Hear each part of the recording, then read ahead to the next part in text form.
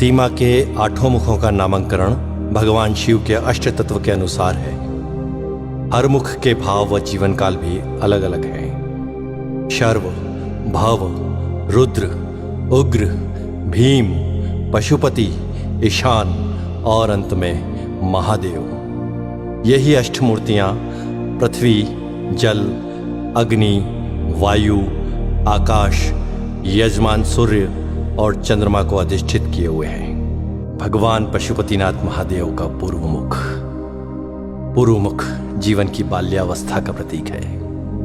घुंघराले बाल, मोर पंख धारण किए, नाग नागिन का जोड़ा, कुंडल के रूप में भुजंगमाला पहने शिव एक बालक के समान लगते हैं, एक दिव्य बालक के समान। पूर्वामुखी यह मुख पूर्णतः शांत एवं आत्माराम सा लगता है। ऐसा प्रतीत होता है मानो भगवान शिव योगेश्वर के रूप में ब्रह्मा में लीन होकर समाधि अवस्था में संपूर्ण विश्व को स्वयं में देख रहे हो। शांत मुद्रा में ध्यानस्थ भगवान शिव के सिर पर जटाओं की ग्रंथि मालाएं हैं। गले की माला में जहां पुष्प है वहीं 2 सर्पों की माला भी इस कलात्मक ढंग से सुशोभित है। ये दोनों कर्णाभूषण के रूप में कानों में लटकते हुए कुंडलों में से निकलकर अपने फनों को ऊपर उठाए हुए हैं। इस प्रकार ये दोनों कण समाधि अवस्था में लीन साधक की निश्चलता, दृढ़ता और तत्परता के हेतु 2 सजग प्रहरी के रूप में प्रतीत होते हैं। बड़ा अद्भुत है यह रूप भगवान पशुपतिनाथ का। भगवान पशुपतिनाथ का दक्षिण मुख जीवन की किशोर अवस्था का प्रतीक है। साथ ही यह श्रृंगार रस की मुद्रा में है।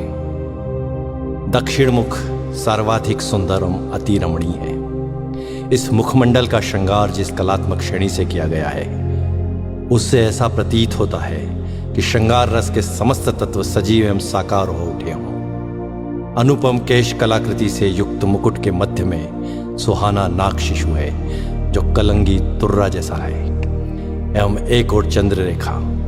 यह सामंजस्य मुख की अलौकिक सुंदरता में अभिवृद्धि कर रहा है। गले में लघु सर्पद्वय की माला एवं रुद्राक्ष की माला है।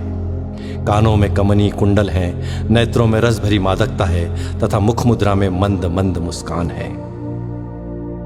ऐसा लगता है मानो कुमार संभववर अपनी विवाह यात्रा पर चलते समय अपनी श्रृंगार लक्ष्मी की आत्ममोहिनी छवि को स्वयं में मुग्ध होकर रसमय हो रहे हैं। ऐसा है भगवान पशुपतिनाथ का दक्षिण मुख। भगवान पशुपतिनाथ का पश्चिम मुख जीवन की प्रौढ़ावस्था को दर्शित करता है। यह मुख महादेव जी का रौद्र रूप भी है। अधरोष्ट एवं नेत्र खुले हैं, मुख वक्र है, पोहें चढ़ी हैं, जटाजूट का अभाव है। सर्पों के साथ केश ग्रंथित हैं। गले में कनेर व आंकड़े के पुष्प की माला है। तप में बाधा डालने वाले कामदेव पर महादेव को इतना क्रोध है कि उनको यहां देख पाना भी कठिन है। तृतीय नेत्र खुला है जिसमें से आंख की लपटें निकल रही हैं। अंगारे के समान धधकते तृतीय नेत्र का तप मुखमंडल पर छाया हुआ है।